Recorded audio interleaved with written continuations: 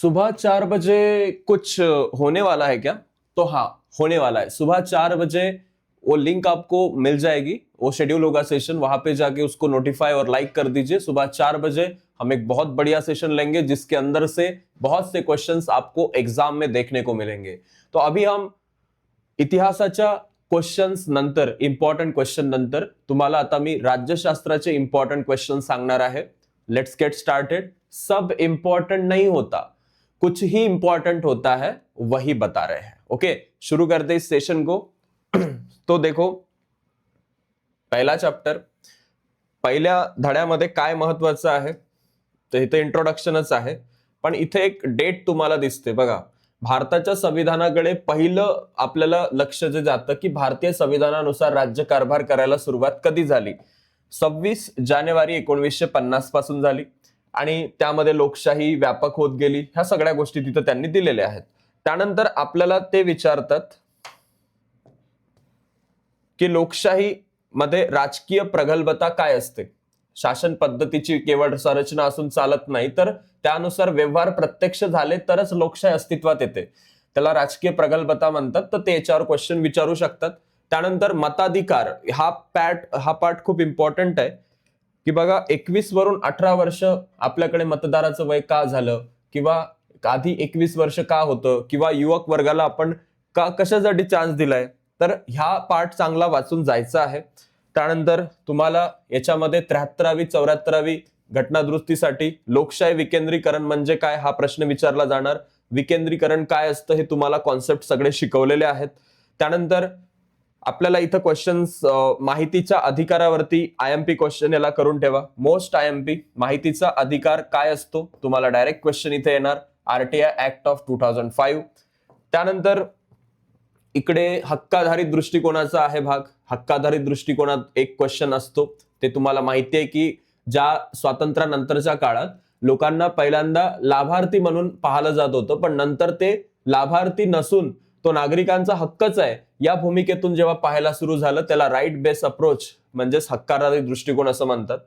त्यानंतर तुम्हाला या ठिकाणी न्याय, समता या गोष्टीबद्दल जर प्रश्न आला तर सगळ्यांना समता का असली पाहिजे, राखीव जागांचं धोरण, याच्यामध्ये अनुसूचित जाती जमातीसाठी काय तरतुदी आहे, अल्पसंख्याकांविषयी काय तरतुदी आहे, हे करून वाचून जायचं। आणि सगळ्यात इम्पॉर्टंट, महिलांसाठी कोणते कायदे आहेत, त्याच्यात हुंडा प्रतिबंधक कायदा, लैंगिक अत्याचारापासून संरक्षण, वडिलांच्या पतीच्या संपत्तीत समान हक्क, हे चांगलं करून जायचं आहे। त्यानंतर तुम्हाला महिलांच्या बाबतीत तुम्हाला हा क्वेश्चन एमसीक्यू मध्ये बऱ्याच वेळा विचारलाय की 73-74 घटना दुरुस्तीनुसार 33% जागा महिलांसाठी राखीव ठेवल्या होत्या, पण महाराष्ट्रामध्ये 50% पर्यंत जागा त्या वाढवून तुम्हाला दिसतात। त्यानंतर महिलांसाठी घरगुती हिंसाचारापासून संरक्षण, याच्यासाठी खूप सारे प्रयत्न झालेत। तुम्ही संसदेमध्ये महिलांचं प्रतिनिधित्व जर पाहिलं तर 51-52 मध्ये फक्त 22 होत्या, पण 2014 मध्ये 66 पर्यंत हे प्रमाण पोहोचलेले आहे। न्यायालयाची भूमिका काय असते हे एक करून जायचं। संविधानाची मूलभूत चौकट कशाला म्हणतात, त्यानंतर याच्यावरती क्वेश्चन महत्वाचे न्यायालयीन निर्णय महिलांच्या संदर्भात ते तुम्ही सांगू शकता। तर हा एक महत्वाचा भाग आहे आणि याच्यातले सगळे क्वेश्चन्स रिवाइज करून जायचे। भारतीय लोकशाही जगातली सर्वात मोठी लोकशाही का आहे, माहितीच्या अधिकारामुळे भारताच्या शासनातील कारभारातली गोपनीयता वाढली, चुकी बरोबर, या सगळ्या प्रश्नांचं तुम्हाला उत्तर माहितीच आहेत आता, कारण आपण वाढली आहे का ती कमी झाली आहे, असे सगळे क्वेश्चन केलेले आहेत। ओके, आणि इकडे मोठे क्वेश्चन पण आपण करून जायचे, जे आहे पुस्तकात तेच जरा जास्त विचारतात। हक्काधारित दृष्टिकोन काय आहे, माहितीचा अधिकार काय असतो, लोकसभेत महिलांचं प्रतिनिधित्व का आहे, 21-18 सामाजिक न्याय प्रस्थापित करणं म्हणजे काय, न्यायालयाच्या निर्णयांमुळे महिलांना सन्मान प्रतिष्ठेची वागणूक मिळाली, त्याबद्दल प्रश्न आहे। त्यानंतर निवडणूक प्रक्रिया, याच्यामध्ये घटनेचं कलम 324 यानुसार एक निवडणूक आयोग आहे, त्यामध्ये एक मुख्य निवडणूक आयुक्त, 2 इतर निवडणूक आयुक्त असतात आणि निवडणूक आयुक्ताची नेमणूक कोण करतात, राष्ट्रपती करतात। त्याचबरोबर तुम्हाला भारताचे पहिले निवडणूक आयुक्त कोण होते, तर त्यांचं नाव होतं सुकुमार सेन। 1921 मध्ये त्यांनी प्रशासकीय सेवेत ते आले, IAS झाले। 50 मध्ये ते निवडणूक आयोगाची स्थापना झाली, तेव्हा त्याचे अध्यक्ष झाले होते पहिले, सुकुमार सेन। त्यानंतर निवडणूक आयोगाची कामं कोणती असतात, मोस्ट आयएमपी क्वेश्चन आहे, मतदार याद्या तयार करणं, त्यानंतर निवडणुकांचं वेळापत्रक, उमेदवाराच्या अर्जाची छाननी, निवडणुकीतले वाद सोडवणं, राजकीय पक्षांना मान्यता देणं. आणि तुम्हाला याच्यामध्ये मतदारसंघाची पुनर्रचना हा जो एक पार्ट आहे याच्यावर टिपालियावाला क्वेश्चन येऊ शकतो. त्यात तुम्हाला सांगायचंय की लोकसभेचे एवढे 543 मतदारसंघ आहेत, तर त्याचं कसं काम चालतं आणि हा चार्ट करून जायचा.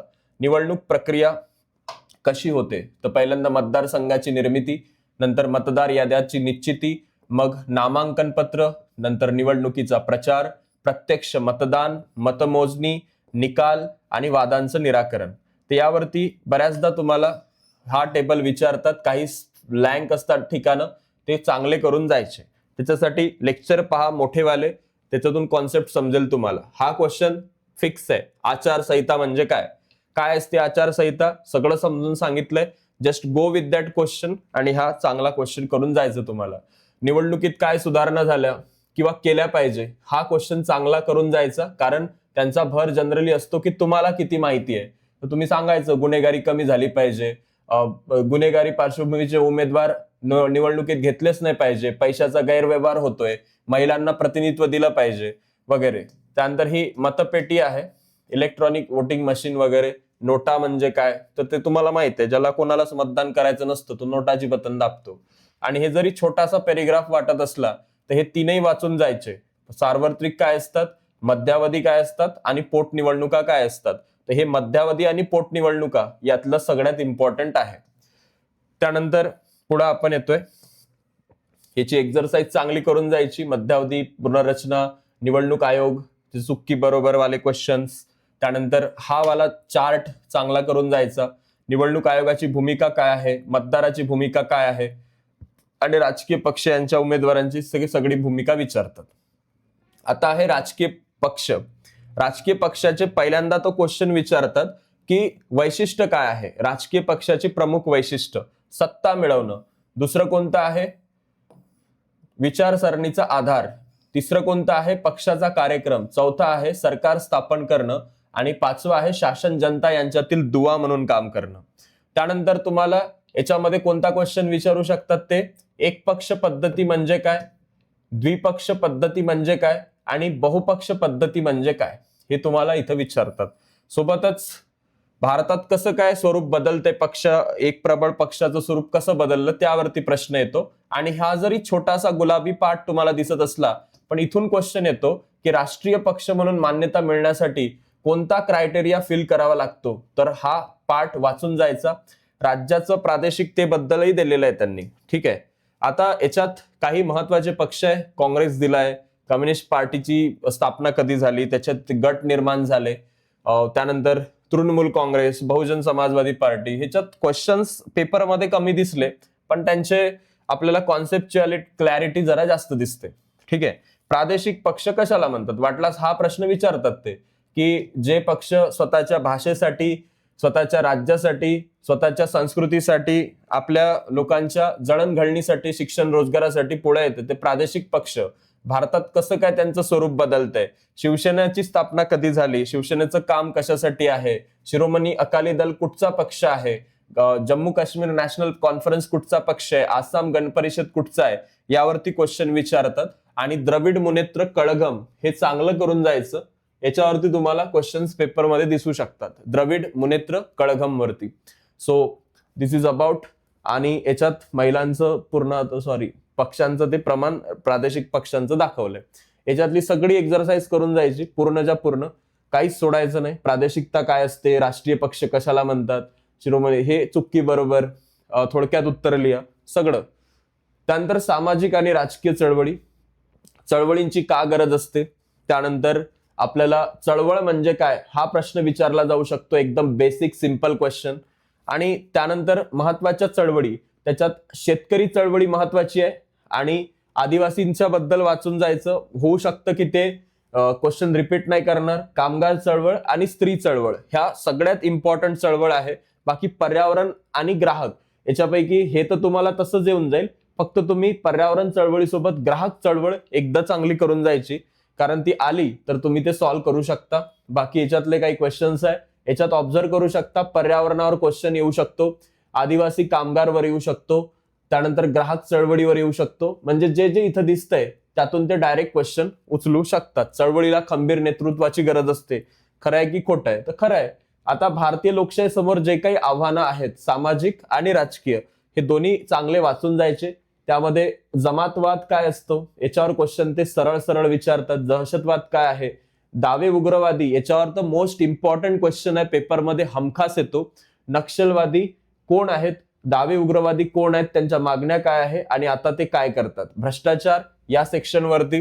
सोबतच तुम्हाला सामाजिक आव्हानं कोणकोणते आहेत, त्यामध्ये लोकशाही यशस्वी करण्यासाठी आपण कोणकोणत्या गोष्टी करू शकतो यावर प्रश्न आहे. देन याच्यातले सगळे सामाजिक आणि राजकीय हे आव्हानं करायचे आणि यशस्वी करण्यासाठी आपण कोणत्या कोणत्या गोष्टी चांगल्या करू शकतो हे सगळं वाचून जायचं. बाकी याच्यातली एक्सरसाइज तेच बोलते की राजकीय प्रक्रिया पारदर्शक होण्यासाठी काय केले पाहिजे प्रयत्न, राजकारणाचं गुन्हेगारीकरण झाल्यामुळे काय परिणाम होतात, लोकशाहीच्या यशासाठी कोणत्या बाबी आवश्यक आहे, लोकशाहीमध्ये निवडणुकीत सामील होऊन सत्तेत कोण प्रवेश करतात, राजकीय पक्ष, जगातील सर्वात लोकशाही समोरचं आव्हान म्हणजे कोणतं आहे, लोकशाहीची पाळंमुळं खोलवर नेणं, आणि डावे उग्रवादी आणि भ्रष्टाचार याच्यावरती टिपा लिहा. कन्फर्म फिक्स पेपरमध्ये आपल्याला दिसतं. आता हे सगळं आपण पाहिलंय, राज्यशास्त्र आणि याचा संपूर्ण आपण आढावा घेतला. तर मी तुम्हाला इन्व्हाइट करतोय सकाळी 4 वाजता जे सेशन आपण घेऊया, त्या सकाळच्या 4 वाजताच्या सेशनला तुम्ही नक्की या. त्यामध्ये आपण पूर्ण तुम्हाला इतिहास आणि राज्यशास्त्र, ठीक आहे, इतिहास आणि राज्यशास्त्र याचं एक वेगळं काहीतरी प्रोव्हाइड करणार आहोत. तुम्ही म्हणाल की दॅट्स व्हॉट वी वॉन्ट. मी काही रात्रभर तुमच्यासाठी आज झोपणार नाहीये. 4 वाजता सकाळी आपलं सेशन होणार, तुम्ही पेपर देणार आणि इतिहासाचा पेपर चांगला जाणार. ही तुमच्या ह्याच्यामध्ये कॉन्फिडन्स ठेवा आणि भेटूया आपण त्या सेशनमध्ये. Bye all of you, take care.